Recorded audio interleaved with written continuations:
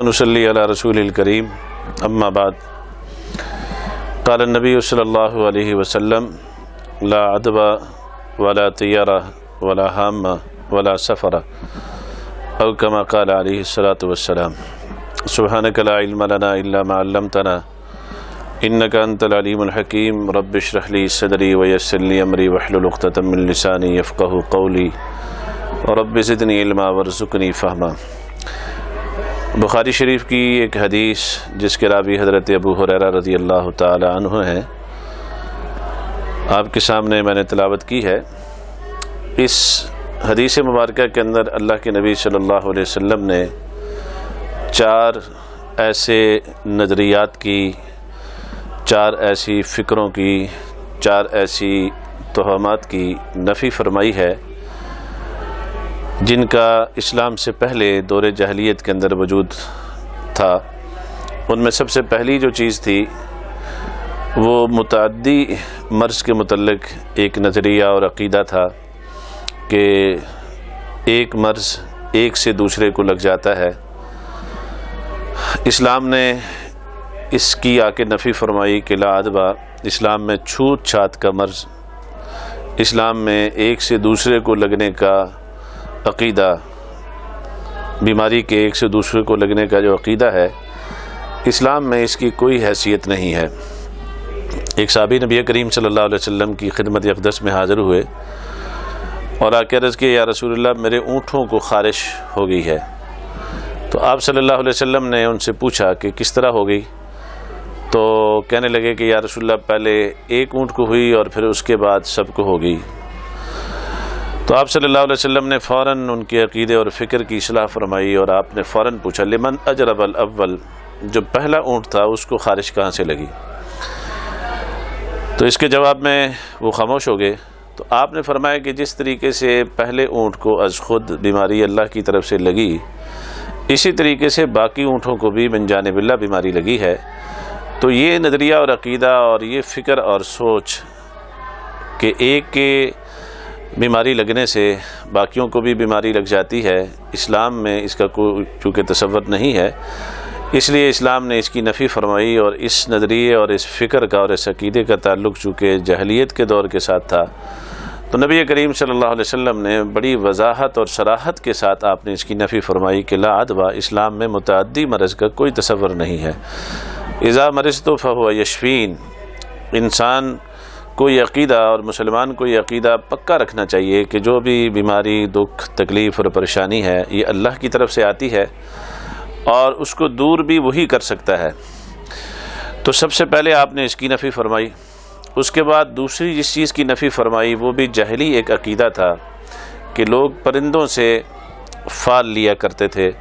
بدشگونی لیا کرتے تھے۔ تو اللہ کے نبی صلی اللہ علیہ وسلم نے اس کی بھی نفی فرمائی۔ آپ نے فرمایا ولا طیارہ،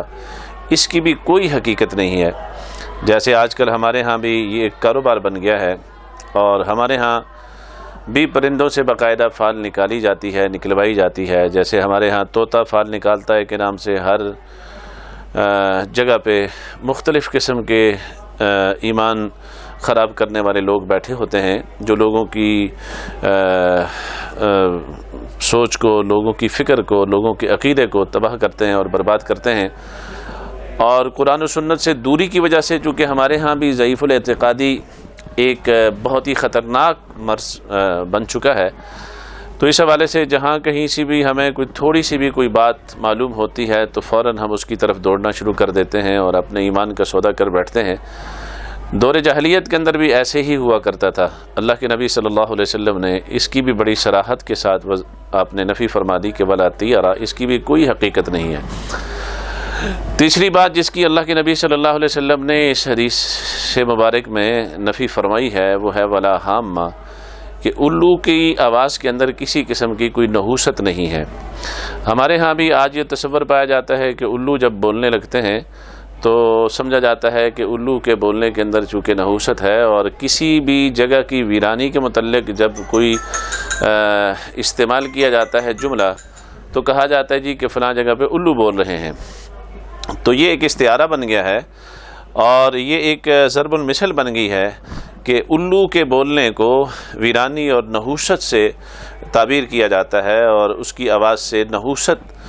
مراد لی جاتی ہے کہ جہاں کہیں الو بول رہے ہوں تو سمجھا جاتا ہے کہ الو کے بولنے کے اندر نحوست ہے یا الو کے وجود کے اندر نحوست ہے۔ یہ جاہلی عقیدہ تھا۔ اللہ کے نبی صلی اللہ علیہ وسلم نے اس کی بھی نفی فرمائی کہ الو کے بولنے کے اندر بھی یا الو کے بذات خود وجود کے اندر بھی کوئی نحوست نہیں ہے۔ یہ سب اللہ تبارک و تعالیٰ کی تخلیق کے شاہکار ہیں اور اللہ کی خلقت کردہ یہ چیزیں ہیں ساری کی ساری، اور اللہ تبارک و تعالیٰ نے فی نفس ہی کسی بھی چیز کے اندر نحوست نہیں رکھی۔ یہ بھی چونکہ جاہلی عقیدہ تھا اور جاہلی نظریہ تھا، اور اس جاہلی نظریے کی وجہ سے اس بات کا قوی اندیشہ تھا کہ مسلمانوں کے اندر بھی کہیں یہ چیز سرایت نہ کر جائے اور ان کے عقائد افکار کو بھی کہیں متاثر نہ کرے، اس لیے حضور نبی کریم صلی اللہ علیہ وسلم نے اس کی بھی نفی فرمائی۔ چوتھی بات جس کی آپ صلی اللہ علیہ وسلم نے نفی فرمائی وہ سفر کا مہینہ ہے، کہ سفر کے مہینے کو قبل از اسلام دور جہلیت کے اندر بھی نحوست کا مہینہ سمجھا جاتا تھا، اور جیسے آج ایک تصور پایا جاتا ہے یہ اسی تصور کا اور اسی عقیدے کا تسلسل ہے کہ سفر کے مہینے میں کیا گیا ہر کام اور اس کا نتیجہ صفر ہوتا ہے۔ یہ عقیدہ اور یہ نظریہ اور یہ سوچ اور یہ فکر دور جاہلیت کے اندر پائی جاتی تھی۔ لوگ سفر کے مہینے کو منحوس سمجھتے تھے، اور سفر کے مہینے کے اندر نہ تو کسی کام کا آغاز کرتے تھے، نہ کوئی خوشی کی تقریب کرتے تھے، نہ بچوں کا ختنہ کرواتے تھے، نہ کوئی شادی بیاہ کی تقریب کرتے تھے، اور نہ ہی کسی سفر کا آغاز کرتے تھے۔ وہ کہتے تھے جی کہ اس مہینے کے اندر کسی بھی قسم کا اگر کوئی کام کیا گیا تو وہ کام صفر ہو جائے گا، اس کا نتیجہ صفر ہو جائے گا۔ اور چونکہ یہ بہت ہی منحوس مہینہ ہے الیاذ باللہ، اور اس مہینے کے اندر آسمان سے بہت ساری بلائیں اترتی ہیں اور آفتیں اترتی ہیں اور بہت ساری مصیبتوں کا نزول ہوتا ہے، تو یہ عقیدہ سراسر جاہلی عقیدہ نبی کریم صلی اللہ علیہ وسلم کی تشریف آوری سے پہلے دور جاہلیت کے اندر پایا جاتا تھا۔ تو اللہ کے نبی صلی اللہ علیہ وسلم نے اس عقیدے کی بھی صراحتاً نفی فرمائی کہ اسلام کے اندر اس کا کوئی تصور نہیں ہے، اسلام کے اندر سفر کے مہینے کی نحوست کا کوئی کانسیپٹ نہیں ہے، یہ خالص جاہلی عقیدہ ہے، اس کا اسلام سے کوئی تعلق نہیں ہے۔ بدقسمتی کی بات یہ ہے کہ اتنی واضح اور صریح اللہ کے نبی صلی اللہ علیہ وسلم کی تعلیمات کے باوجود ہمارے معاشرے کے اندر سفر کے مہینے کے متعلق یہی عقیدہ اور نظریہ پایا جاتا ہے۔ چنانچہ جو ہی سفر کا مہینہ شروع ہوتا ہے تو بہت ساری ایسی من گھڑت اور جھوٹی حدیثیں وہ SMS کے ذریعے سے سوشل میڈیا کے ذریعے سے اتنی عام کر دی جاتی ہیں کہ ہمارے چونکہ طبقے کے اندر ان چیزوں کو پھر لیا جاتا ہے اور ان کو لے کے ان کے اوپر پختہ اعتقاد بنا لیا جاتا ہے۔ چونکہ آج کل میڈیا وار کا دور ہے تو اس میڈیا وار کے دور کے اندر میڈیا کے ذریعے سے اس طرح کی من گھڑت اور بوگس اور جو غلط باتیں ہیں جن کا دور دور کا بھی اسلام سے کوئی تعلق نہیں ہے، ان باتوں کو بڑے منظم طریقے سے پروپیگیٹ کیا جاتا ہے اور بڑے منظم طریقے سے ان کو پھیلایا جاتا ہے۔ چنانچہ سفر کا مہینہ ابھی شروع ہوگا تو مختلف قسم کے SMS چلنا شروع ہو جاتے ہیں۔ کچھ SMS اس طرح کے آتے ہیں کہ جی اللہ کے نبی صلی اللہ علیہ وسلم نے فرمایا کہ سفر کے مہینے کے اندر 80,000 بلائیں اترتی ہیں، اور وہ 80,000 بلائیں جو ہیں وہ انسان کی ہر چیز کو متاثر کرتی ہیں، اس کی جان کو بھی، اس کی اولاد کو بھی، اس کے مال کو بھی، اور اس سے متعلقہ اس سے ریلیٹڈ ہر چیز کو وہ افیکٹڈ کر دیتی ہیں۔ اس حدیث کا ذرا برابر بھی جناب نبی کریم صلی اللہ علیہ وسلم کی احادیث سے کوئی تعلق نہیں ہے، یہ خالصتاً جھوٹی حدیث ہے اور بالکل من گھڑت حدیث ہے۔ حدیث کی کتابوں میں اس کا سرے سے کوئی وجود ہی نہیں ہے۔ اسی طریقے سے ایک حدیث یہ بیان کی جاتی ہے کہ اللہ کے نبی صلی اللہ علیہ وسلم نے فرمایا کہ جو آدمی بھی مجھے سفر کے مہینے کے نکلنے کی بشارت دے گا میں اس کو جنت کی بشارت دیتا ہوں۔ یہ بات بھی بالکل جھوٹی ہے، اور اللہ کے نبی صلی اللہ علیہ وسلم نے ایسی کوئی بات ارشاد نہیں فرمائی۔ اس جھوٹی بات کے متعلق باقاعدہ محدثین اعظام کے باقاعدہ فرمودات موجود ہیں، جس میں علامہ اجلانی رحمہ اللہ نے، علامہ شوکانی رحمہ اللہ نے، اور اسی طریقے سے مولا علی قاری رحمہ اللہ نے، ان سب حضرات نے بالاتفاق اس حدیث کے متعلق یہ بات ارشاد فرمائی ہے کہ یہ حدیث بالکل من گھڑت ہے، موضوع ہے، اس کا حدیث سے کوئی تعلق نہیں ہے۔ اور نبی کریم صلی اللہ علیہ وسلم نے ایسی قطعاً کوئی بات ارشاد نہیں فرمائی ہے۔ لیکن ہمارے ہاں چونکہ ویسے بھی ایک عام مزاج بن گیا ہے کہ ہر بات کو بغیر تحقیق کے آگے ہم فوراً پھیلا دیتے ہیں، فوراً اس کو آگے نشر کر دیتے ہیں، جو ایس ایم ایس ہمیں آتا ہے ہم اس کو فوراً فارورڈ کر دیتے ہیں، اور پھر ایس ایم ایس کرنے والے بھی ایسے چونکہ لوگ ہوتے ہیں اور وہ بھی اس میں ایسی ملمہ سازی کرتے ہیں اور ایسی اس میں فنکاری کرتے ہیں کہ اگلے آدمی کو برانگیختہ کر دیتے ہیں کہ جی آپ اتنے لوگوں کو یہ فارورڈ کریں گے تو آپ کو فلاں بشارت ملے گی، آپ کو خوشی ملے گی۔ یہ ساری باتیں بالکل جھوٹی ہوتی ہیں۔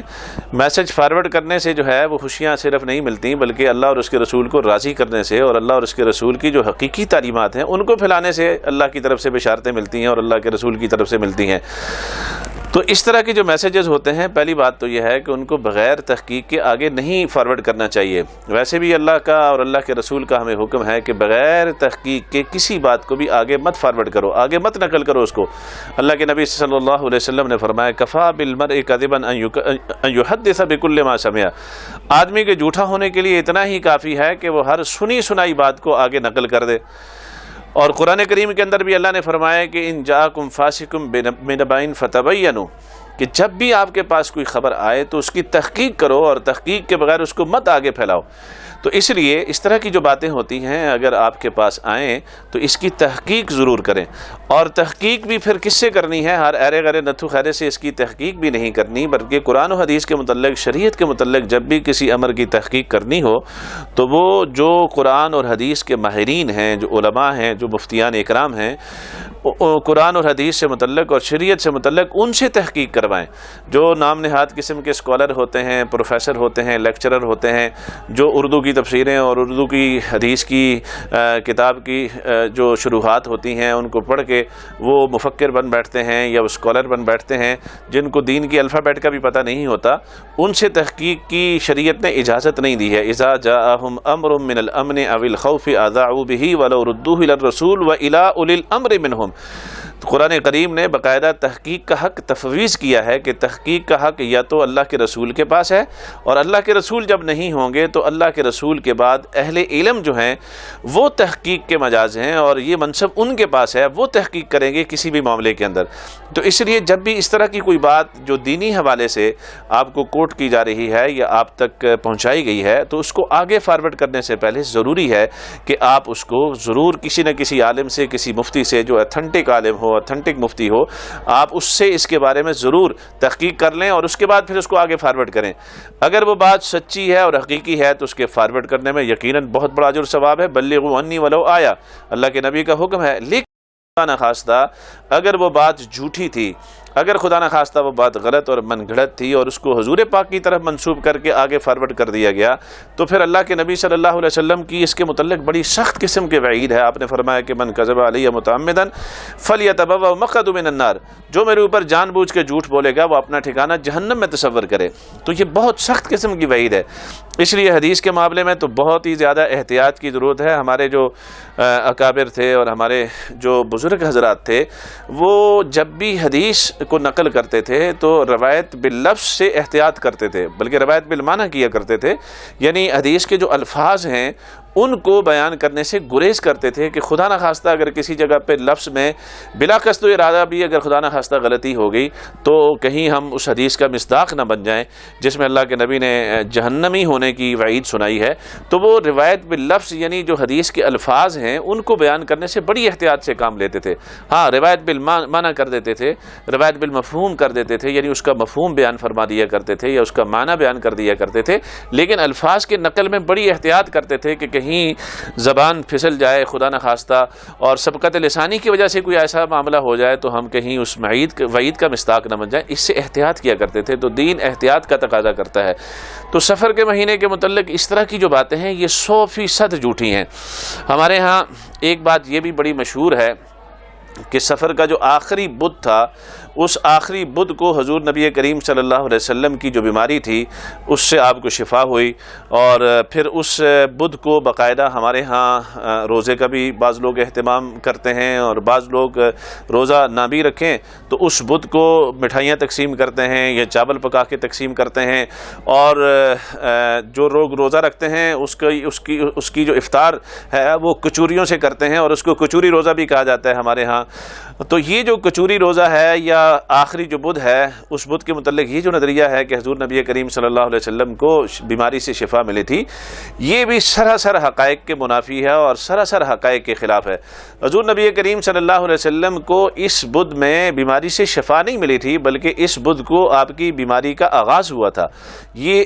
آپ کا جو مرض الوفات ہے، اس مرض الوفات کا آغاز سفر کے آخری بدھ یعنی 11 جو ہجری تھی، 28 سفر اور بدھ کا دن بنتا تھا۔ آپ صلی اللہ علیہ وسلم کی جو مرض الوفات ہے اس کا آغاز جو ہے وہ 28 سفر کو بدھ والے دن سن 11 ہجری کو آپ صلی اللہ علیہ وسلم کی جو بیماری ہے اس کا آغاز ہوا تھا۔ تو آخری بدھ جو سفر کا ہے، جس کو ہمارے ہاں خوشی کے طور پہ بنایا جاتا ہے، یہ دن اور اس کے پیچھے جو نظریہ ہے وہ نظریہ یہ ہے کہ حضور کو بیماری سے شفا ملی تھی اس دن، یہ بالکل غلط ہے۔ حضور نبی کریم صلی اللہ علیہ وسلم کی بیماری کا تو آغاز اس آخری بدھ میں ہوا تھا۔ یہ تو میں تو یہ سمجھتا ہوں کہ یہ ایک یہودیوں کی سازش ہے کہ جب حضور نبی کریم صلی اللہ علیہ وسلم بیمار ہوئے تھے تو اسلام کا جو سب سے بدترین دشمن اور پیغمبر اسلام کا جو سب سے بدترین دشمن جو طبقہ اور قوم یہود جو ہیں، ان کو جب اس چیز کی خبر ملی ہوگی تو انہوں نے تو یقیناً خوشی منائی ہوگی کہ حضور نبی کریم صلی اللہ علیہ وسلم بیمار ہوئے، اور اس خوشی میں انہوں نے مٹھائیاں بھی تقسیم کی ہوں گی شاید۔ لیکن کوئی بھی مسلمان جانتے بوجھتے ہوئے یہ کام نہیں کر سکتا، جس کو ذرا برابر بھی حضور سے تعلق ہے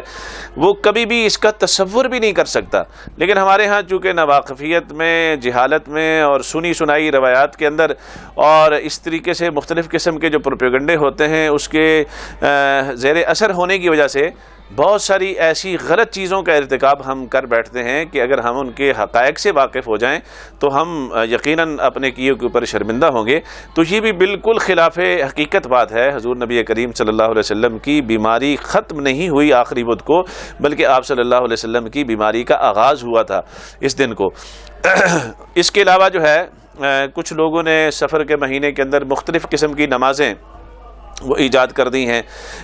کہ جی اس طریقے سے آپ نماز پڑھیں، سورۃ فاتحہ پڑھیں اور پھر اس کے بعد سورۃ اخلاص اتنی دفعہ پڑھیں۔ تو یہ بھی جتنی بھی اس طرح کی نمازیں ہیں جو مختلف مہینے آتے ہیں تو اس کے ساتھ ہی اس طرح کی نمازوں کے متعلق بھی پروپیگنڈا شروع کر دیا جاتا ہے۔ ایسی نمازوں کا بھی قرآن و سنت سے کوئی ثبوت نہیں ہے۔ حضور نبی کریم صلی اللہ علیہ وسلم کی حیات طیبہ سے، اصحاب رسول کی زندگی سے اور تابعین، تبع تابعین، جن لوگوں کی وساطت سے ہم تک دین پہنچا ہے اور جو یقیناً ہم سے بہت زیادہ عبادت کے شوقین تھے اور عبادت کا ذوق رکھنے والے تھے، ان حضرات کی زندگیوں میں اس طرح کی نمازوں کا کوئی ثبوت نہیں ملتا۔ لہٰذا کوئی بھی ایسی چیز کہ جس کو حضور نے نہیں کیا ہے، اصحاب رسول نے نہیں کیا ہے، اس کو اگر ہم دین سمجھ کے کریں گے تو وہ یقیناً بدعت ہوگی۔ اور اللہ کے نبی نے فرمایا کہ کل بدعت ضلالہ وکل ضلالۃ فی النار۔ آپ نے فرمایا کہ ہر بدعت گمراہی ہے اور ہر گمراہی انسان کو جہنم کی طرف لے کے جانے والی ہے۔ تو بدعت کہتے ہی اس کو ہیں کہ کسی بھی چیز کو دین سمجھ کے کرنا، حالانکہ اس کو حضور نبی کریم صلی اللہ علیہ وسلم نے بھی نہ کیا ہو اور اصحاب رسول نے بھی نہ کیا ہو، سلف صالحین میں بھی اس کا کہیں وجود نہ ملتا ہو، اور اس کو دین سمجھ کے کیا جا رہا ہے، اس کو سنت سمجھ کے کیا جا رہا ہے، اس کو شریعت سمجھ کے کیا جا رہا ہے، تو بدعت اسی کو کہا جاتا ہے۔ اللہ کے نبی صلی اللہ علیہ وسلم نے اسی لیے بڑی سختی کے ساتھ تاکید فرمائی تھی، ایاکم ومحدثات الامور فإن كل محدثۃ بدعۃ وكل بدعۃ ضلالہ وفی روایت کل ضلالۃ فی النار۔ تو اللہ تبارک و تعالی ہمیں ان ساری کی ساری چیزوں سے، یہ جو اس طرح کے توہمات ہیں اور اس طرح کے باطل نظریے ہیں اور باطل عقیدے ہیں، اللہ تعالیٰ ان سب باطل عقیدوں سے اور باطل نظریات سے اور اس طرح کے توہمات سے اور توہم پرستیوں سے اللہ ہم سب کی، ہماری سوسائٹی اور معاشرے کی حفاظت فرمائے۔ وما علینا الا البلاغ۔